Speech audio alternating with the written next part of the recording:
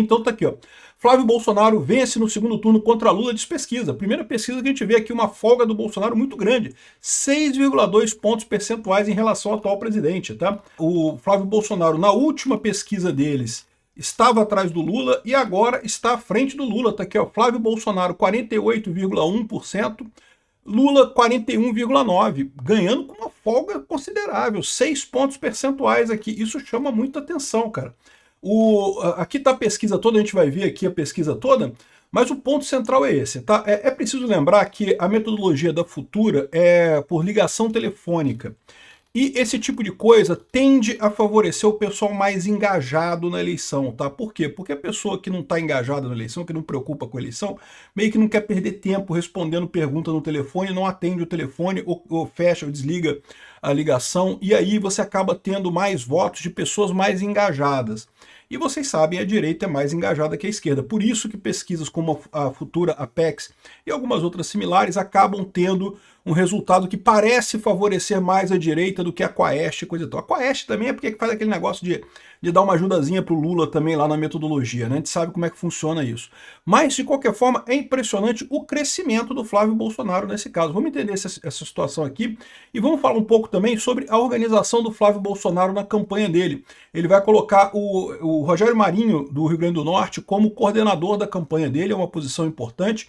O Rogério Marinho estava cotado para ser governador do Rio Grande do Norte, ia ganhar com muita folga lá no Rio Grande do Norte. No entanto, ele vai ser o coordenador do Flávio Bolsonaro. Uma coisa curiosa, porque parece que ninguém quer assumir o Rio Grande do Norte, né? A Fátima Bezerra pediu renúncia lá e o vice não quer assumir também, e o presidente da Câmara não quer assumir também. Rapaz, o que está acontecendo? Qual o tamanho do buraco que o PT está deixando no Rio Grande do Norte, né? E obrigado a você que está assistindo o nosso vídeo. Se você gosta do nosso conteúdo, por favor, deixe o seu like, se inscreva aqui no canal, né? Bom, a pesquisa toda está aqui, mas tem aqui, faz pesquisa de primeiro turno. Não é pesquisa de primeiro turno, de novo, vocês sabem, eu sou cético com relação a isso. Acho uma besteira, no final das contas não quer dizer nada, a gente não sabe quem são os candidatos ainda. Dependendo de quem você coloque como candidato, você vai tirar voto de um, vai tirar voto do outro. Então não tem como saber exatamente como é que vai ser isso daqui, né? Mas no segundo turno, por sua vez, a coisa faz sentido aqui. Ó. Intenções de voto para presidente no segundo turno. Então, tudo leva a crer, se você vê os resultados do primeiro turno, que deve ir mesmo o Lula e o Flávio Bolsonaro para o segundo turno. É tudo que tem a ver aqui, né? E no segundo turno, o Lula perde para o Flávio, que ao contrário da pesquisa Quaest, da pesquisa Atlas Intel e de outros que a gente viu, ele não está nem na margem de erro, está nem empate técnico com o número na frente. Não, aqui o Flávio Bolsonaro ganha com folga do Lula, fora da margem de erro, né? O Tarcísio também ganha fora da margem de erro, mas ganha mais apertado aqui, ó, já está quase na margem de erro.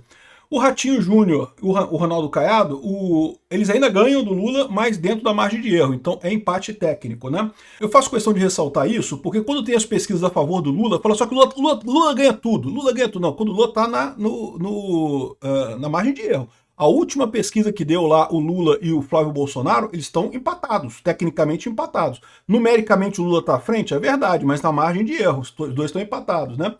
Então aqui, essa situação aqui com o Ratinho e com o Caiado.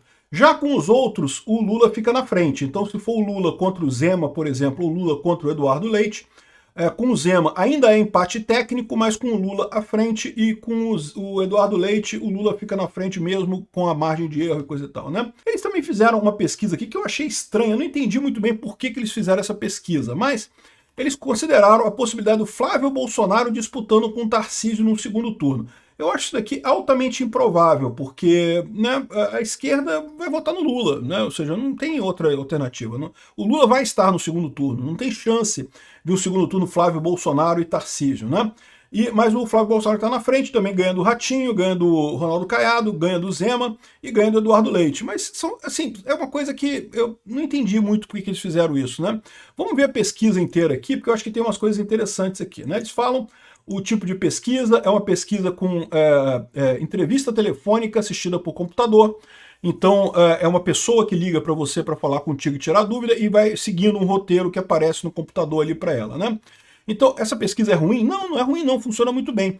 Mas qual que é o problema da ligação por telefone? Muita gente fala que é assim, porque nem todo mundo tem telefone, mas isso no Brasil não existe mais isso, todo mundo tem telefone no Brasil. Houve uma época no Brasil que se considerava que entrevista por telefone era elitista, que só pegava elite, porque realmente houve uma época na história do Brasil que só rico tinha telefone aqui, né? A gente não, vocês mais jovens não pegaram essa época. Eu peguei essa época. Eu lembro quando eu vendi um carro para comprar uma linha telefônica numa época aí, uma coisa absurda que era aqui no Brasil.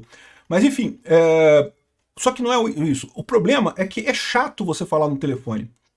E daí, as únicas pessoas que topam responder pesquisa por telefone são as pessoas que estão engajadas politicamente, o pessoal que está interessado com política e quer fazer a sua opinião valer no final das contas. Elas estão dispostas a perder uns minutinhos ali respondendo coisa no telefone para fazer a sua voz ser ouvida, né? Então, só que isso acaba gerando um desvio nos dados, acaba favorecendo mais a direita, porque como todo mundo sabe, a direita é mais engajada que a esquerda. A esquerda é composta por um monte de gente que cai no papo da Globo, mas que na verdade não está preocupado muito com política, não está interessado em nada. Se parasse para pensar, perceberia a roubada que é votar no Lula, né? Enfim. Aí tem aqui a avaliação do Lula, tá ruim pra caramba, né? A avaliação dele, 48 desaprovando, 33 aprovando o Lula.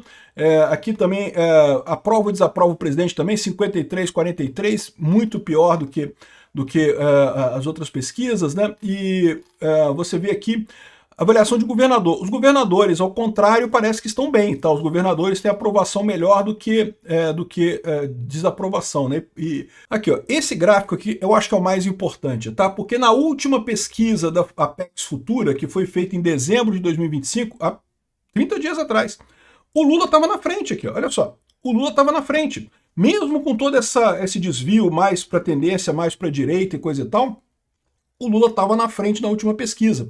E você vê aqui o crescimento do Flávio Bolsonaro significativo, que agora está bem na frente do Lula aqui nessa pesquisa, né? E eu suspeito que o Flávio Bolsonaro ainda vai crescer mais, tá? À medida que o pessoal for conhecendo o Flávio Bolsonaro fala bem, o Flávio Bolsonaro tem posições mais moderadas que o Bolsonaro. Eu tenho certeza que o Flávio Bolsonaro vai agradar o eleitor brasileiro.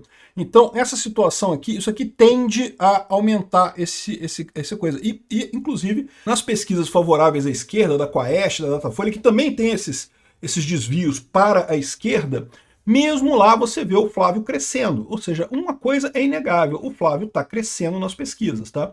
E está crescendo muito, né? Repara que ele subiu aqui de 41,6 para 48 e ainda tirou mais um ponto do Lula aqui, ou seja, mais uma vez teve um aumento aqui, tirou quase 10 pontos aqui de diferença do Lula aqui, o que é significativo, né? O Tarcísio também continua bem aqui. E aí tem os outros presidentes aqui, mas eu acho que é besteira ficar vendo esses outros presidentes, porque os outros candidatos, né? Porque vai ser o Flávio mesmo, não tem mais o que dizer, né? E com relação à rejeição, né? Eles colocaram aqui a rejeição do Flávio Bolsonaro, que é 43, alguma coisa aqui, que é muito menor que a do Lula. A do Lula é a maior de todas, 51% de rejeição. Então isso aqui é ótimo para o Flávio Bolsonaro. É verdade, os outros candidatos tinham rejeição menor, inclusive o Tarcísio tinha rejeição muito menor.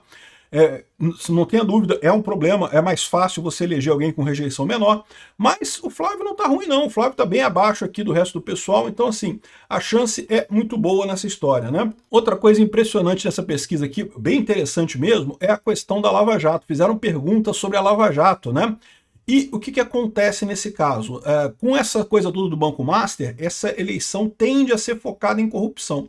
Olha que coisa, né? Os dois temas que estão mais em voga para 2026 é a segurança pública e corrupção. São dois temas que o Lula é muito ruim e que o Flávio Bolsonaro pode acrescentar bastante, né? Aqui, ó, entre as opções abaixo, qual representa o melhor que você pensa sobre Lula e a Lava Jato? O Lula foi responsável por um grande esquema de corrupção. É isso aí, todo mundo sabe disso. Ah, mas o STF absolveu. Ele não absolveu coisa nenhuma. O STF anulou o processo, não absolveu o Lula, né? E mesmo dessa forma, né, você pode dizer, não pode dizer que ele é culpado da corrupção. Pô, peraí, olha as provas todas lá. Eu posso fazer o meu juízo particular de valor e dizer que o Lula foi corrupto mesmo. Eu acho que tem prova mais do que o suficiente para dizer que o Lula foi corrupto, né? Ah, foi vítima de perseguição política. Tem lá os petistas enrustidos que continuam vendo isso daqui, né? Cometeu erros, mas merece uma segunda chance. Enfim, tá o pessoal aqui com 12% também. É culpado, mas em 2022 não havia opção melhor. Aqui é o pessoal da isentosfera que votou no Lula em 2022, eu vou te falar um negócio. Que tristeza esse pessoal, cara. Olha o tamanho da merda que eles fizeram com a gente. Aqui, ó. Em quem você votou no segundo turno das eleições de 2022? Bolsonaro ganhou do Lula aqui nessa pesquisa. É o que eu falo para vocês. É o desvio que tem nessa pesquisa, é esse. como eles só pegam as pessoas que são engajadas politicamente, o pessoal que topa ficar ali no telefone falando com a pessoa para responder a pergunta, eles acabam pegando mais gente da direita do que da esquerda, que na pesquisa deles o Bolsonaro ganhou, né? Mas você pode perguntar, fazer a seguinte questão, olha só, o desvio total aqui, ó, foi de 5 pontos, tá vendo? 47,6, 42,6, né? 5 pontos, coisa e tal, ou seja, é exatamente menos do que deu aqui favorável ao Flávio Bolsonaro nesse caso aqui. Então, mesmo considerando esse eventual desvio dessa pesquisa aqui no caso do Flávio Bolsonaro, ele estaria no mínimo empatado com Lula, provavelmente à frente do Lula nessa história. Olha só, tem essa notícia positiva também, né? Bom, o Flávio Bolsonaro ele está focando no Nordeste e decidiu focar no Nordeste e escalou como o ex-ministro o Rogério Marinho como coordenador de campanha. Isso é uma ótima decisão dele. Eu só fico com pena porque o Rogério Marinho tinha a possibilidade de ser governador do Rio Grande do Norte. E sendo candidato a governador no Rio Grande do Norte para apoiar o Flávio Bolsonaro, ele daria uma grande quantidade de votos lá. O Rio Grande do Norte é um estado significativo lá do Nordeste, é importante, coisa e tal. Mas aparentemente eles decidiram essa opção, e eu acho que é uma coisa importante também. Eu tenho certeza que o Rogério Marinho vai ficar para o governo do Flávio Bolsonaro, vai apoiar ele nisso, né? E aí me chamou a atenção uma coisa, né? Porque o Rogério Marinho, ele praticamente ganharia o Rio Grande do Norte. Ele está muito bem nas pesquisas lá para ganhar, né? A Fátima Bezerra é a atual governadora do Rio Grande do Norte. Vocês sabem, a Fátima Bezerra, do consórcio Nordeste, daquele negócio de escândalo de corrupção, e coisa, quebrou o Rio Grande do Norte completamente, né? Aí o que acontece? Ela decidiu sair do governo, né? Ela tem que sair até o final, até abril, né? Acho que é 8 de abril a data final, para poder candidatar ao Senado lá no Rio Grande do Norte, né? Só que o vice dela não quer assumir, não. O vice dela não quer também, não. Por quê? Porque o vice está sabendo o tamanho da merda que ela está deixando econômica lá no Rio Grande do Norte e não quer ficar com um pepino na mão nesse final de ano, né? Aí, ou seja, o vice já falou que vai renunciar. Ele vai renunciar também. Então, a Fátima e o vice renunciando deveria assumir o presidente da Câmara, né? Que é o presidente da Assembleia Legislativa do Rio Grande do Norte, né? Só que o cara não quer também, não. Aqui, o tal do Ezequiel, que é o atual presidente da Câmara, da Assembleia Legislativa do Rio Grande do Norte, ele não quer assumir aqui. Ó.